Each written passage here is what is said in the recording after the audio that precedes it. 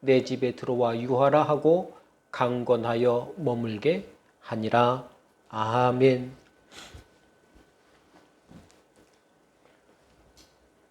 여러분, 세상을 보면 참 여러 가지 방법과 모습으로 살아가는 사람들이 많이 있습니다. 근데 어떤 사람을 보면 마치 지옥에서 출장 나와 사는 것처럼 날마다 힘들고 어렵고 괴롭게 살아가는 사람들이 있어요. 그만큼 사는 것이 녹록지 않다는 거예요. 몸과 마음으로 그래서 있는 힘껏 부딪혀 살다 보니까 몸이 부딪히면 멍이 들듯이 마음에 부딪히면 마음이 멍들어요. 몸의 멍은 시간이 지나면 없어지지만은 마음의 멍과 아픔은 잘 쉽게 없어지지 않아요. 그래서 마음의 상처가 되고 어려움이 되는 것이죠.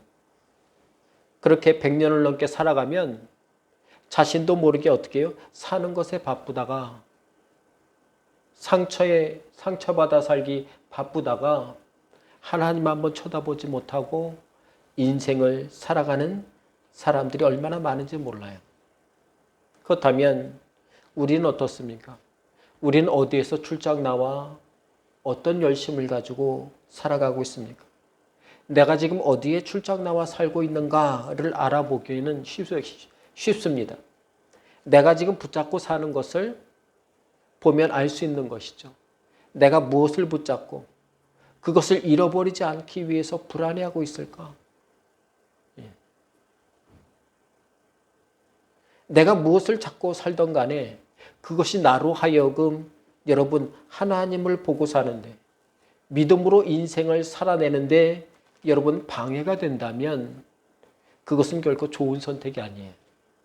내가 올바로 붙잡고 있는 게 아니죠. 우리 성도들은 예수 안에서 출장 나와 기도로 가정을 일구고 살아야 돼요.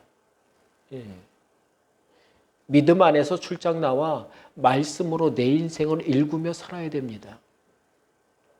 여러분, 하나님이 보시는 좋은 믿음, 충만한 믿음은 거창한 것이 아니에요.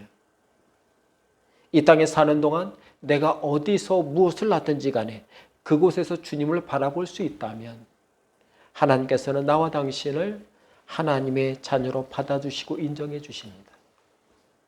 때문에 우리의 삶 속에서 살아가면서 점점 커져야 될 것이 있어요. 점점 작아지는 것도 있지만은 점점 커져야 될 것이 있어요. 그것은 바로 성도는 기도의 간절함이 커져야 돼요. 예수를 믿으면 믿어갈수록 여러분 어떻게 해요? 믿음의 간절함이 커지길 바랍니다. 기도의 간절함이 커지길 바라요. 기도는 우리의 삶에 하나님의 손길이 임하는 통로가 돼요. 그러니 하나님이 내게 임하는 은혜의 통로를 닫지 마세요. 기도는 바로 하나님의 손길이 내게 임하는 통로예요. 유일한 통로예요. 그러니 내 일생에 그 은혜의 통로를 닫지 마세요. 그러니 기도는 자꾸 예수를 믿으면 믿을수록 커져야 돼요. 또한 기도의 간절함이 커지려면 목소리가 커지는 것이 아니라 마음이 커져야 돼요. 마음이 하나님을 향해 커져야 여러분 어떻게 해요? 기도가 간절해집니다. 여러분 마음에 간절함이 없으면 대부분의 사람들이 기도하지 않아요. 그리고 기도하지 않으면 성도의 신앙은 어떻게 해요? 죽게 되는 거예요. 기도가 그만큼 중요합니다. 기도가 죽은 사람은 겉만 멀쩡해 보여요. 교회 나오고 안 나오고를 떠나서 기도하지 않으면 신앙은 어떻게 점점점 죽어가는 거예요. 성도에게 기도가 죽으면 세상이 주는 걱정과 근심이 자꾸 마음에 커지게 됩니다. 사단이 가장 좋아하는 건 뭡니까? 기도에서 멀어지는 거예요. 성도가 기도에서 멀어지는 게 사단의 목표예요. 기도가 멀어지면 말씀도 멀어져요. 하나님을 향해 간절한 기도가 없는데 어떻게 말씀을 사모하고 살 수 있겠습니까? 지난 주간에 다니엘 기도회 중에 강사로 나온 미국에서 목회하는 한 목사님이 현재 미국의 기도 수준이라며 영상을 보여줬는데 예, 충격적이에요. 예. 영상을 보고 우리 믿음의 공동체도 함께 보았으면 하는 마음에서 영상을 준비했습니다. Biden and our First Lady, Dr. Jill Biden and their family. In the strong name of our collective faith. Amen. 다양한 종교의 이름으로 기도합니다. 지금 이게 미국의 기도의 수준이에요. 우리나라도 지금 여러분 동성애를 통해서 이걸 막 허락하라고 하잖아요. 그 결과가 지금 이런 거예요. 예수 이름으로 기도할 수 없는 거예요.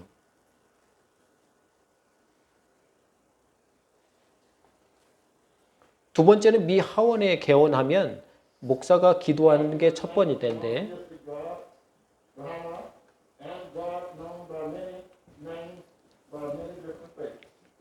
뭐라고 합니까? 이 모든 것을 유일하신 신 브라만 혹은 다양한 종교에서 다양한 이름으로 불리는 신의 이름으로 기도한다는 거예요. 에이멘. 여성학자들이 반대하니까 에이우먼. 기도의 모양은 있으나 예수도 없고 믿음도 없어요. 간절함도 없는 기도. 그래서 마음의 진심도 담겨있지 않는 이러한 기도에 여러분 능력이 있을 수가 없어요. 우리 또한 신앙생활을 하고 있지만 예수를 향한 간절함과 갈급함이 없다면 우리 신앙도 어떻게 해요? 곧 저렇게 될지도 몰라요. 예. 세 번째 영상은 요즘 이단들이 하도 설치는데 이제는 어떻게 해요? 학생들을 전력을 다해서 유혹한다고 그래요. 그래서 약 40초 동안의 영상을 만들었는데 이 채널은 유튜브 채널 바른미디어에서 가져온 거예요. 자녀들과 주변에서 함께 보시기 바랍니다. 예. 특별히 자녀들, 학생들에게 많이 보여주시기 바랍니다.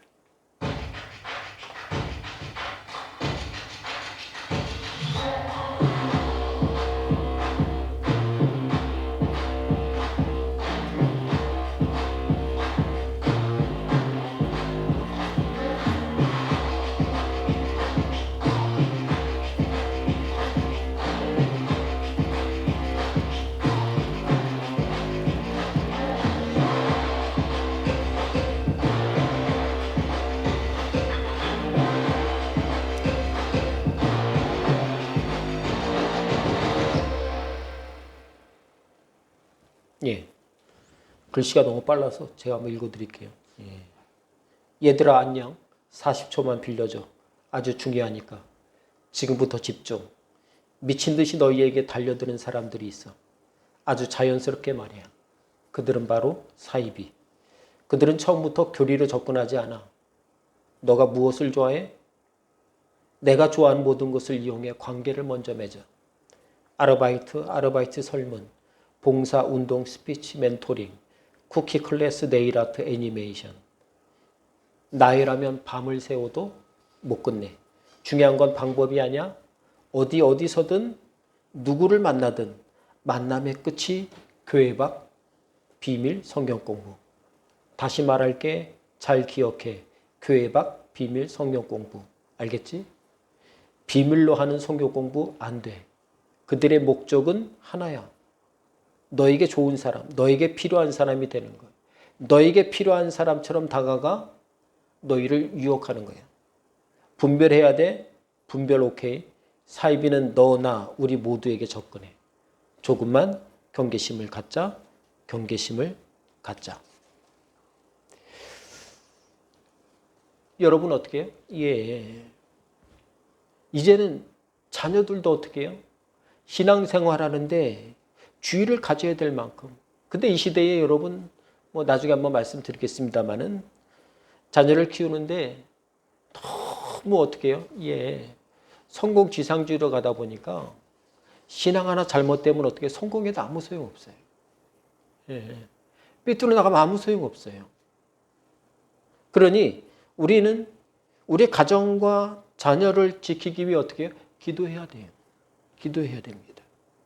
여러분 하루를 아무리 분주하게 살다가 열심히 살다가 나도 모르게 어떻게 해요? 미혹되고 시험 들기 쉬운 때가 이 시대예요. 문제는 우리가 세상에서 잘못 살고 있어도 세상 어느 누구도 우리에게 어느 길이 바른지 말해주지 않는다는 거예요. 말해줄 수도 없잖아요. 자신도 모르는데 어떻게 살지. 하나님 외에 누가 우리 인생을 바르게 인도할 수 있습니까? 내가 잘 살고 있는지 잘못 살고 있는지에 대해서 세상 사람들은 전혀 관심이 없어요. 네.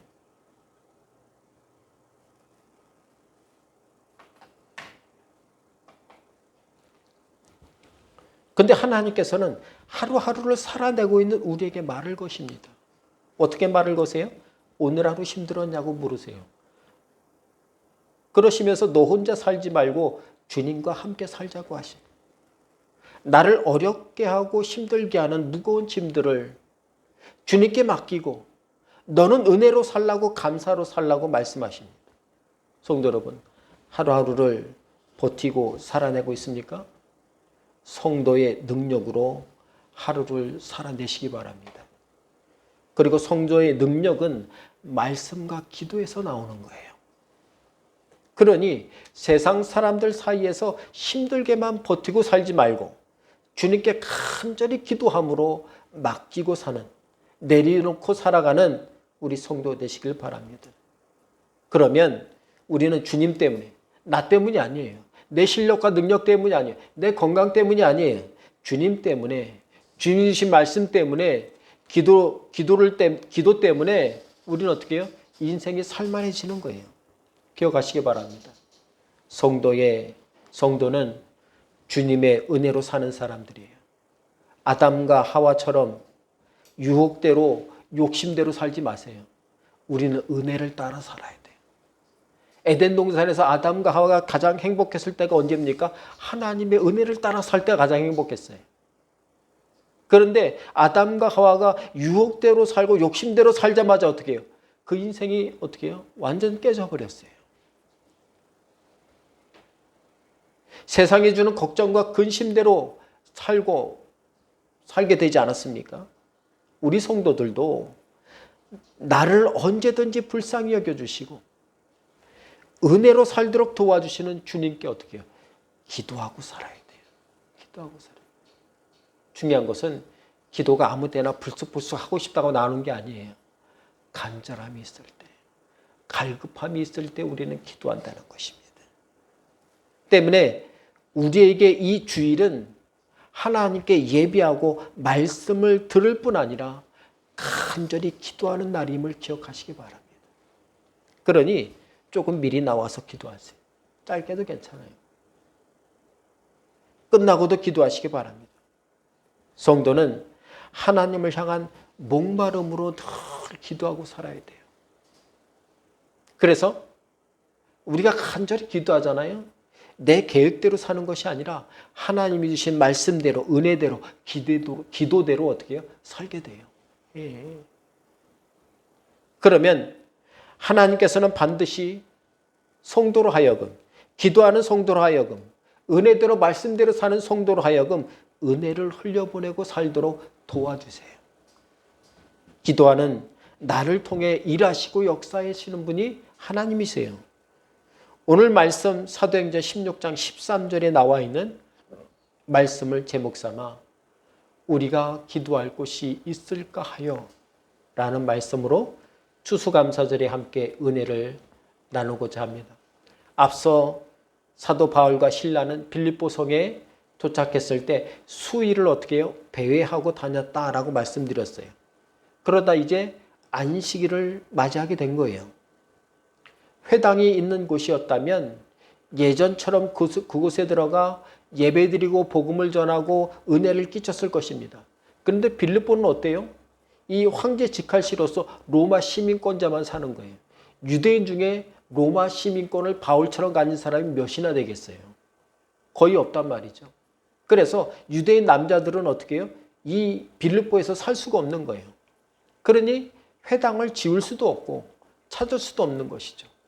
그래서 이 회당이 없고 예배드릴 수 있는 환경이 없는 환경에 지금 이 사도 바울과 함께한 동료 세 사람은 환경에 처한 것이죠. 어려운 환경에 처해 있어요. 여러분, 우리도 한 주간을 살아가다가 마음 상하고 힘들 때에 예배드리고 싶고 하나님께 위로받고 싶고 하나님의 도우심이 갈급할 때가 있지 않습니까? 그럴 때 우리는 어떻게 해야 될까요? 오늘 말씀을 통해 우리가 함께 은혜 받자면 첫 번째로 우리는 성도는 어디에 있든지 기도할 곳을 찾아야 돼요. 여러분, 기도하려면 어떻게 해요? 내가 어디서 기도하는 게 적당할까를 미리 알아야 내가 그곳으로 피할 것 아닙니까? 우리가 비상구라는 게 있잖아요. 램프로 파란색으로 전기가 나가도 거기만 안 꺼지게 전기가 연결되어 있는, 불나면 그쪽으로 도망가면 돼요. 우리는 여러분 어려움을 당할 때 어디 가서 기도할 준비가 되어 있습니까? 여러분, 누가 기도할 수 있습니까? 정직한 사람, 믿음이 좋은 사람만 기도할 수 있습니까? 아니에요. 그렇지 않아요. 오히려 정반대예요. 믿음이 스스로 좋다고 하는 사람이 기도도 안 할 수 있어요. 나는 정직하니까 기도 안 해도 돼 라고 생각하는 사람이 더 많습니다. 세상에서는 세상에 성공한 사람, 완벽한 사람을 여러분 예수님께서 구원하시러 이 땅에 오셨습니까? 아니에요. 예수님께서는 죄 때문에 절절매고 사는 사람, 내 힘으로는 도저히 구원받을 수 없다고 여기는 그 사람을 위해서 이 땅에 오셨어요. 죄 많은 사람들은 늘 어떻게 삽니까? 늘 걱정이 많아요. 근심이 많아요. 나는 왜 이렇게 살까? 늘 고민해요. 그런 사람을 위해서 오셨어요. 연약하고 그래서 허물 많아서 괴로운 사람들을 위해 이 땅에 오셨어요. 마음이 너무 힘들어서 어려운 사람들을 회복시키려고 이 땅에 오셨어요. 일상과 삶이 피곤에 쪄들어 사는 사람들을 위해, 바로 나를 위해 이 땅에 오신 거예요. 그런데 오늘날 많은 교회와 성도들이 잘못 생각하고 있어요. 교회에는 죄인이 오는 곳이 아니라고 착각하는 거예요. 힘들고 아픈 자는 오면 안 된다고 생각하는 거예요. 믿음이 좋은 사람만 오는 곳이라고 교회를 어떻게 해요? 잘못 정의하고 있어요. 교회는 그런 곳 아니에요. 예전이나 지금이나 예수님 없이는 늘 죄에 허덕이며 세상 짐을 지고 사는 사람들이 찾아오는 것이 교회입니다. 은혜를 잃어버려서 인생을 약하게 살고 힘들게 살고 아프게 사는 그런 인생들을 하나님 앞에 나와 예배를 드림으로, 말씀을 듣고 기도함으로 치유되고 회복될 뿐 아니라 구원받아 사는 것이 바로 교회인 것입니다. 그러니 우리는 어떻게 해요? 예배드리러 나왔습니까? 말씀을 듣다가 찬송을 부르다가 기도를 듣다가 기도를 하다가 하나님의 은혜를 만나시길 바랍니다. 하나님의 은혜가 깨달아지길 바랍니다. 그것이 성도의 복이에요. 그게 성도의 복인 거예요.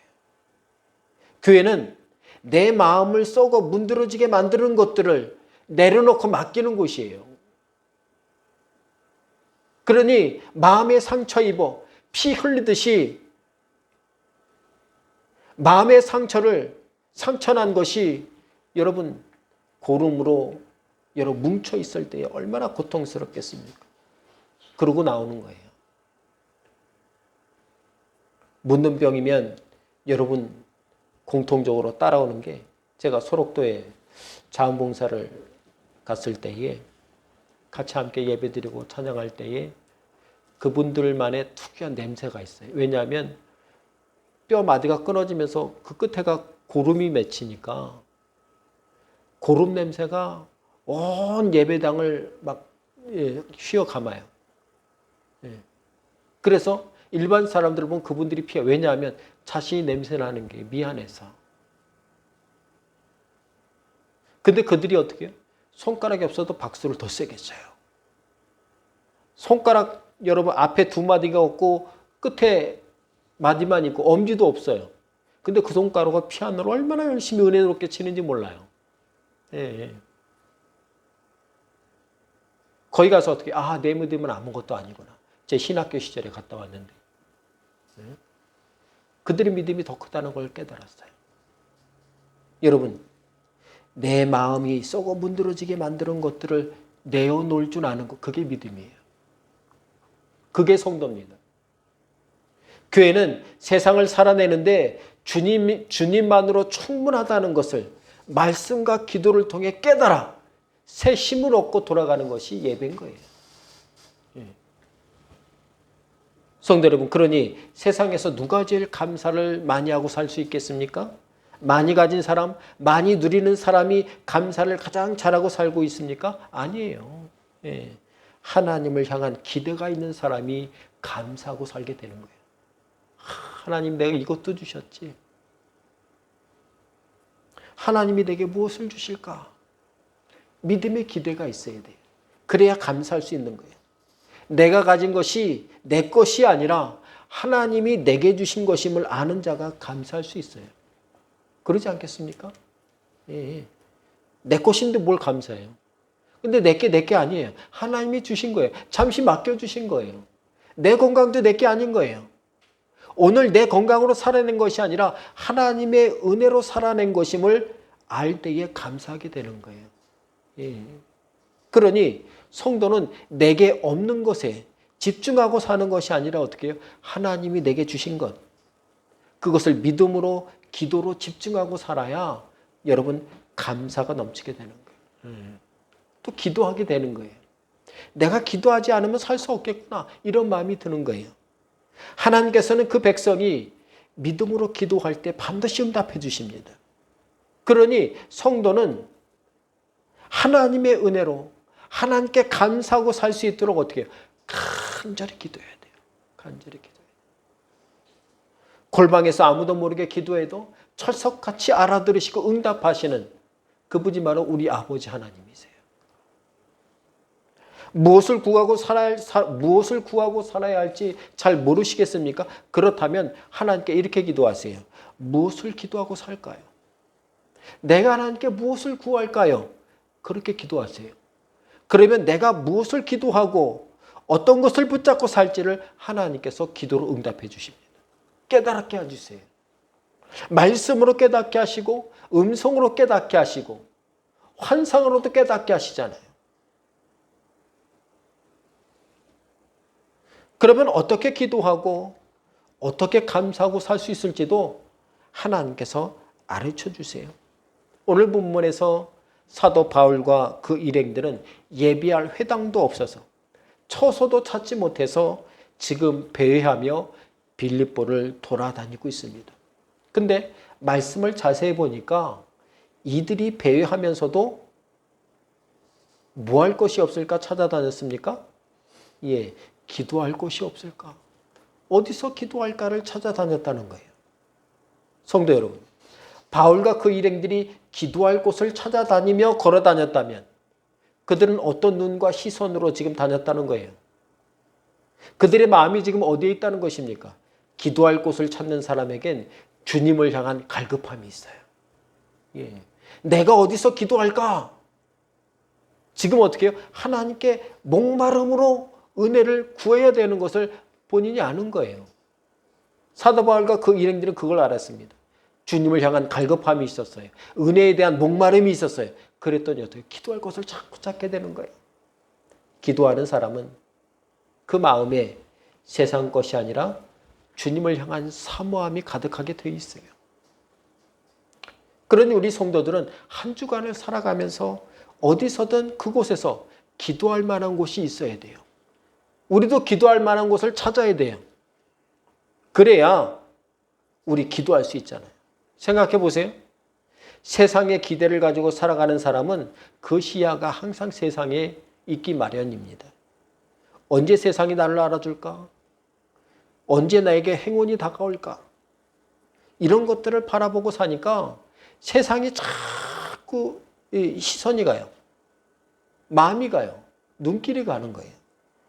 그러나 하나님에 대한 기대를 가지고 기도하고 살아가면 어떻게 되겠습니까? 다니엘은 그 먼 바벨론 땅에 가서도 어떻게 해요? 하루에 3번씩 하나님께 기도하는 시선을 놓치지 않았어요. 그랬더니 다니엘의 삶이 어땠습니까? 다니엘의 삶을 보면 날마다 은혜의 기대가 있었어요. 어떻게 도우실까? 이런 감사의 기대가 있었어요. 마태복음 6장 25절에 보니까 염려하지 말라는 거예요. 너희는 무엇을 먹을까 마실까 무엇을 입을까 염려하지 말라는 거예요. 여기서 말하는 염려라는 단어를 주목해 보면 이 염려라는 단어의 뜻이 찢어놓다, 분리하다, 흩어지게 하다 이런 뜻이에요. 다시 말씀드리면 사람의 마음을 찢어지게 만드는 게 염려예요. 여러분 내 마음이 찢어지잖아요. 그럼 염려인 거예요. 걱정 때문에 내 마음이 찢어지겠어요. 그게 염려인 거예요. 고민 때문에 내 마음이 머리 아프어요. 이게 염려인 거예요. 또 한 가지 염려는 어떤 겁니까? 하나님과 나 사이를 갈라지게 만드는 게 염려예요.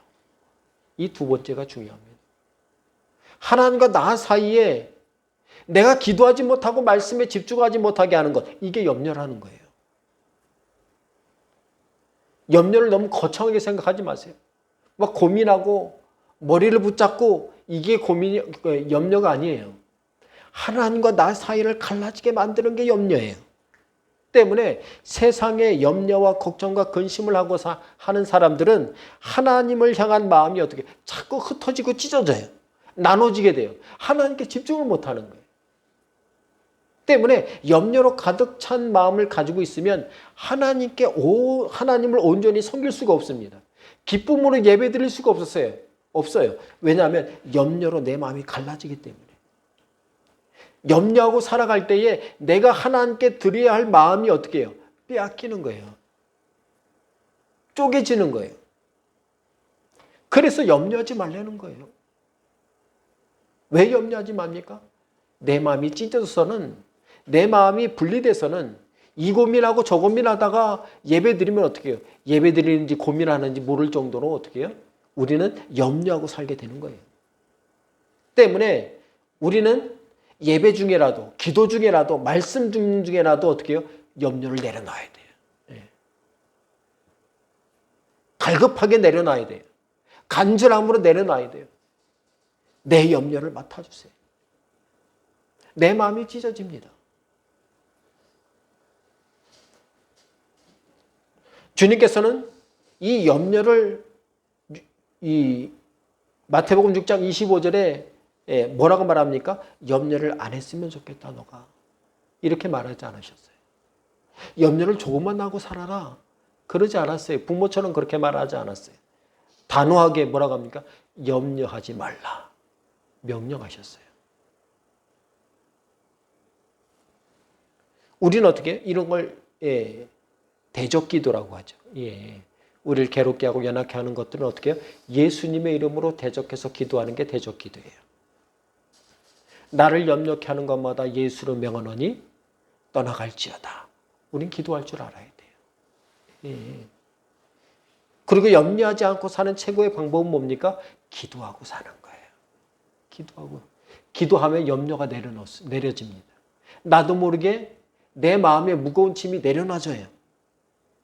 야복강가에서 여러분 인생 최대 위기를 맞이했던 야곱은 자신이 어떻게 이제는 형 에서에게 죽겠구나. 고향에 돌아가면. 그런 무거운 염려로 고민하고 있을 때에 무엇을 했습니까? 머리를 쥐어 붙잡고 고민하지 않았어요. 하나님과 씨름하며 기도했어요. 기도했더니 에서 만나기 전에 이미 마음이 풀어졌어요. 염려가 내려갔어요. 요셉은 감옥에 들어가서도 자신이 할 것은 어떻게 해요? 기도뿐임을 알았더니 기도했더니 어떻게 해요? 감옥에서도 어떻게 해요? 기쁨으로 살았어요. 남들 신경 쓰잖아요. 그죠?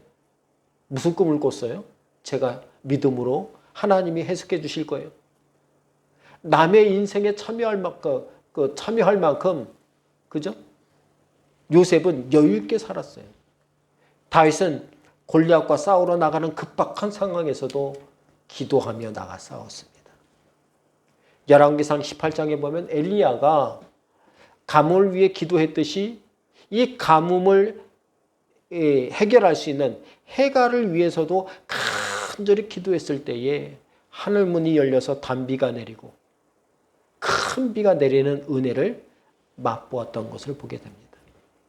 마태복음 21장 13절은 교회는 어떤 곳이라고 말하고 있습니까? 내 집은 기도하는 집이라. 기도하는 집이라. 그러니 교회형은 여러분 반드시 기도해야 돼요. 예배가 기도인 거예요. 기도가 예배인 거예요. 기도할 때 말씀도 잘 들려요.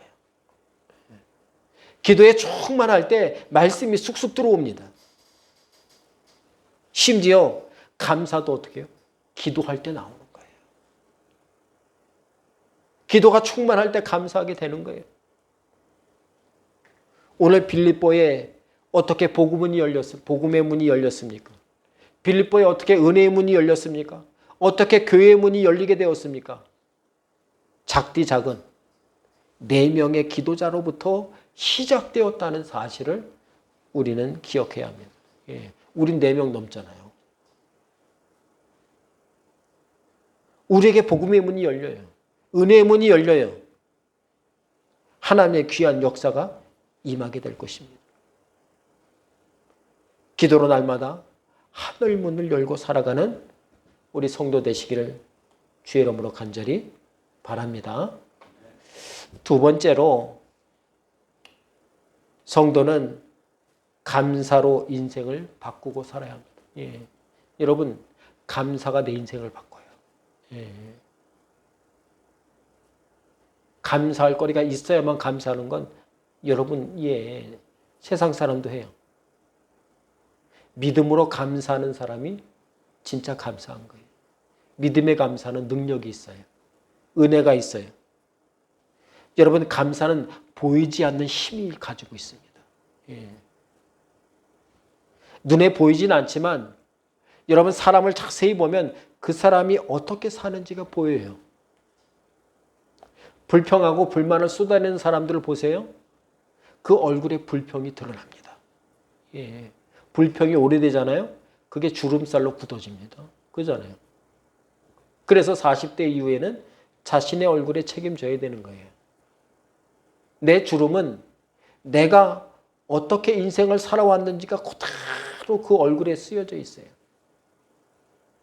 그러니 불평, 불만으로 살지 말고 우린 감사하며 살아야 돼요. 그러면 어떻게 해요? 나이 들어도 감사한 얼굴이 돼요.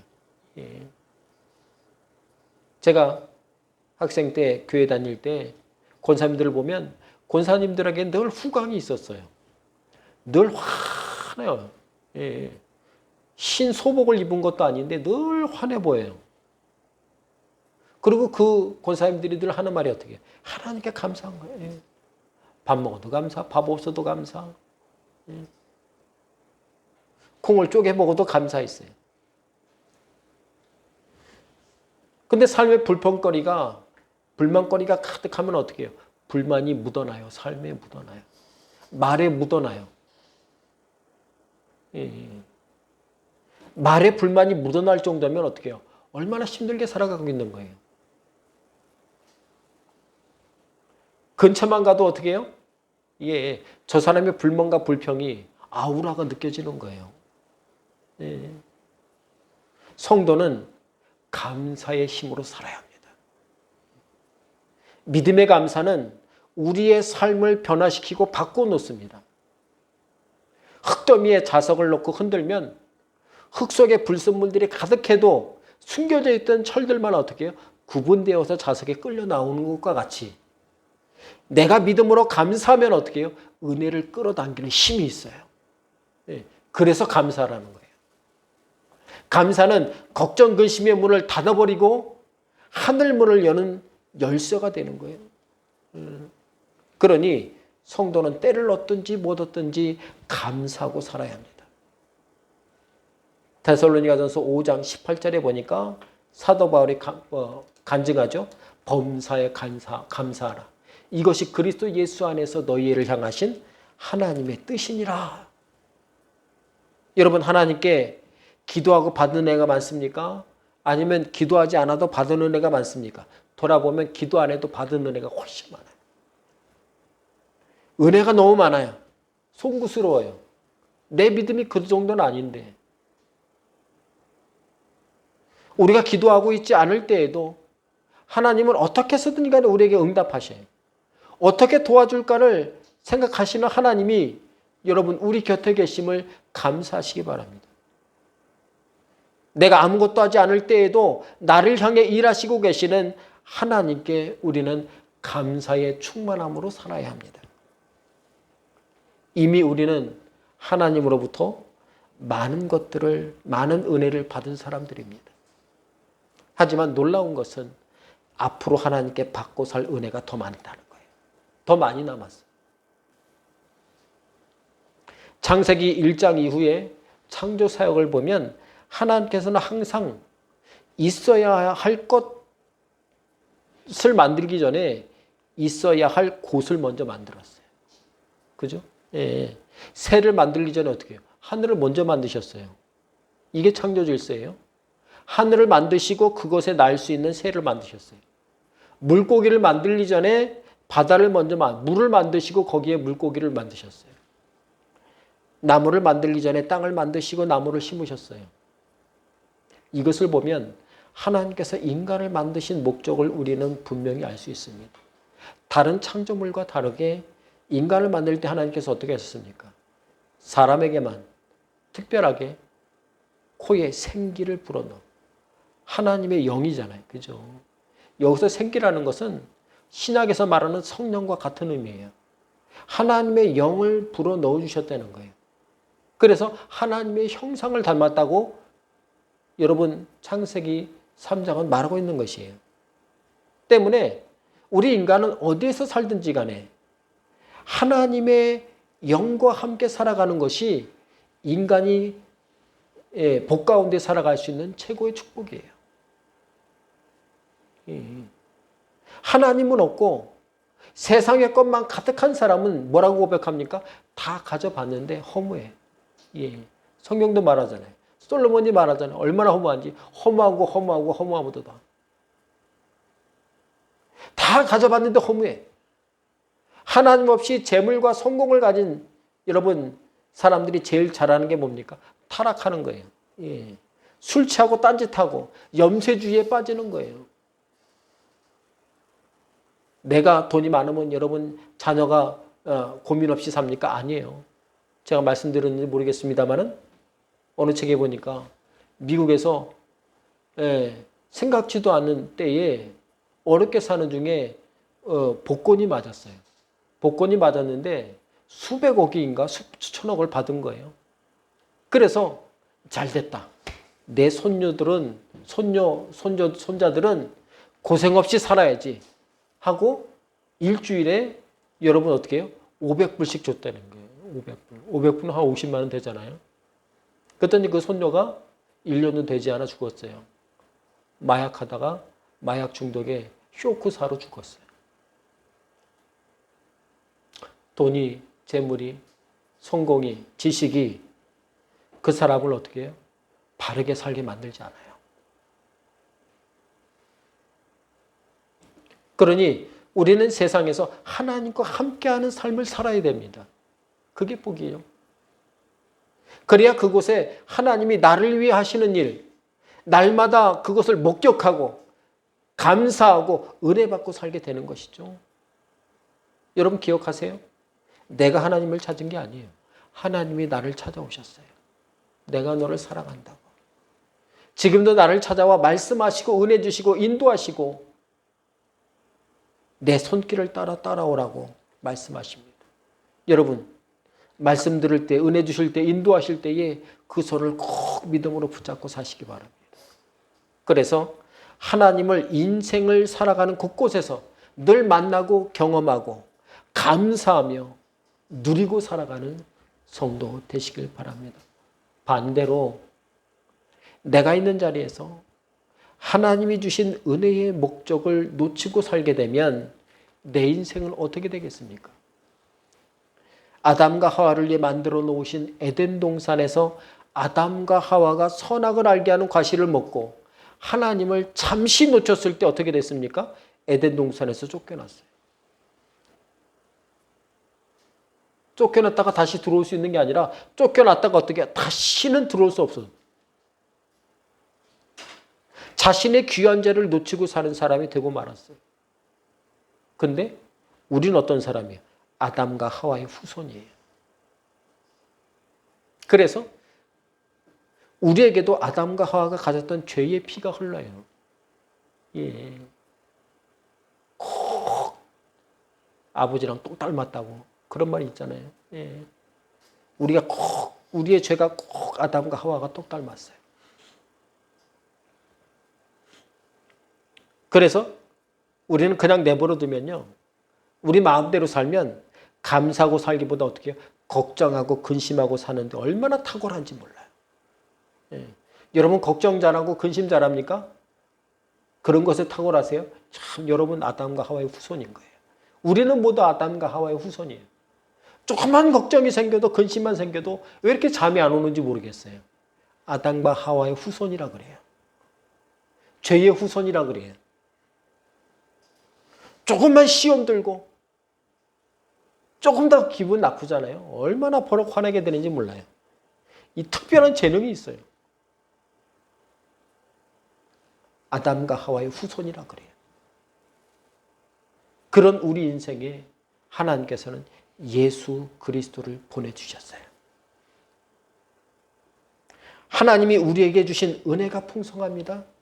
그 풍성한 은혜는 돈이 아니라 실력이 아니라 믿음으로 구하면 주신다고 약속하셨어요. 그러니 성도는 기도로 호흡하고 살아야 돼요. 그죠? 기도로 호흡하라고 그랬잖아요. 기도로 호흡하고 살아갈 때 우리는 어떻게 해요? 감사로도 호흡하고 살 수 있어요. 기도와 감사는 같은 말이에요. 기도하는 사람이 감사할 수 있고 감사하는 사람이 기도할 수 있어요.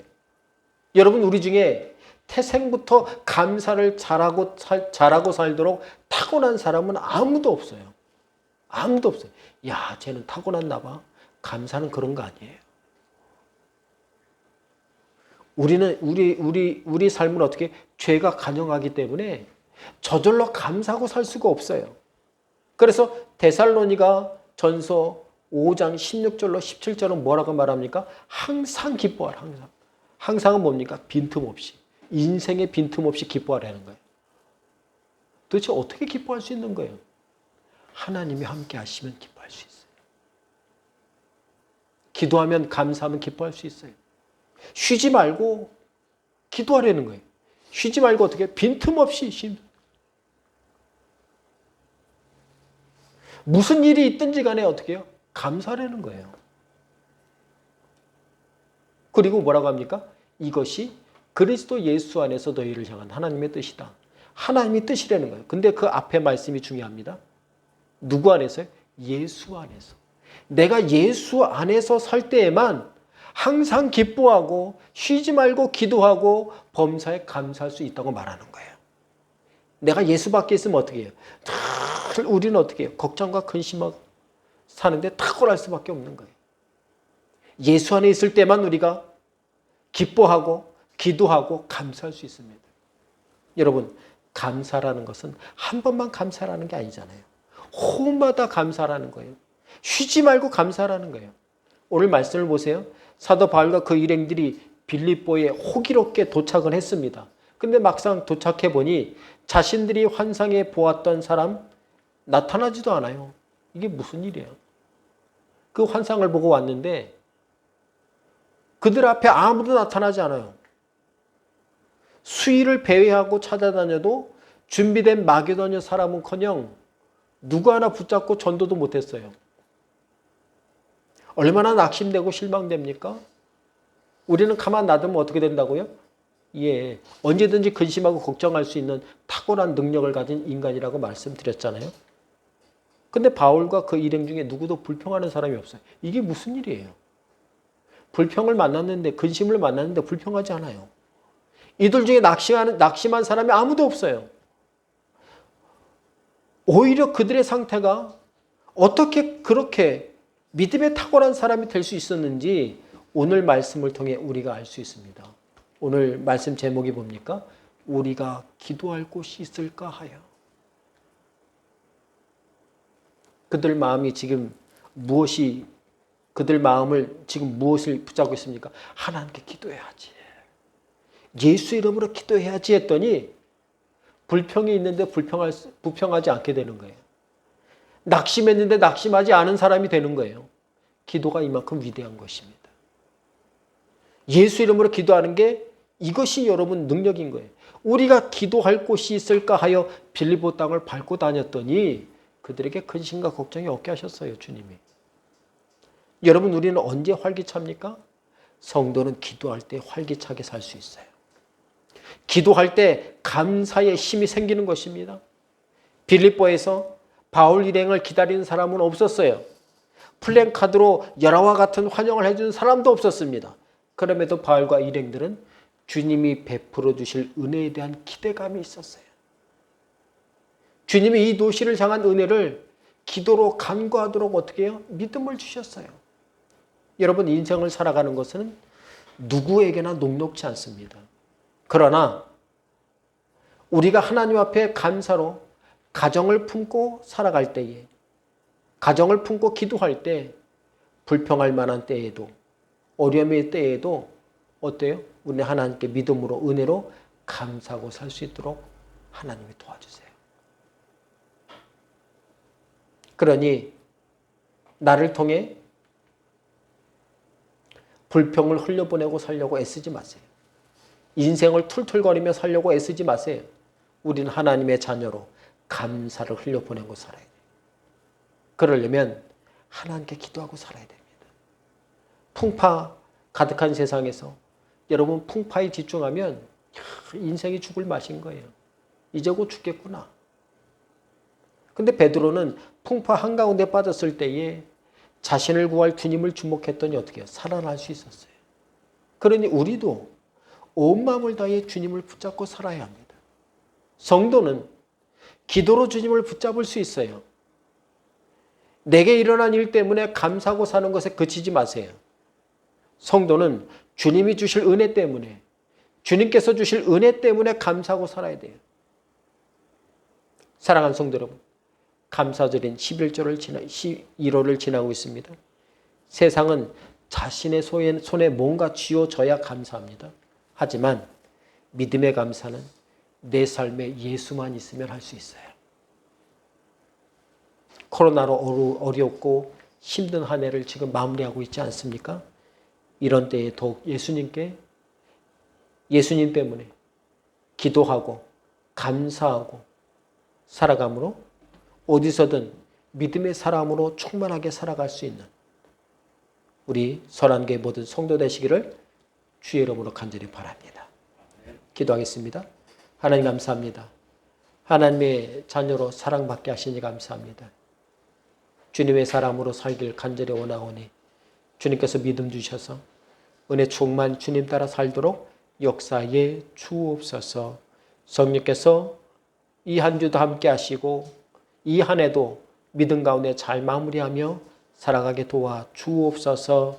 예수님의 이름으로 기도하옵나이다. 아멘. 찬송가 493장.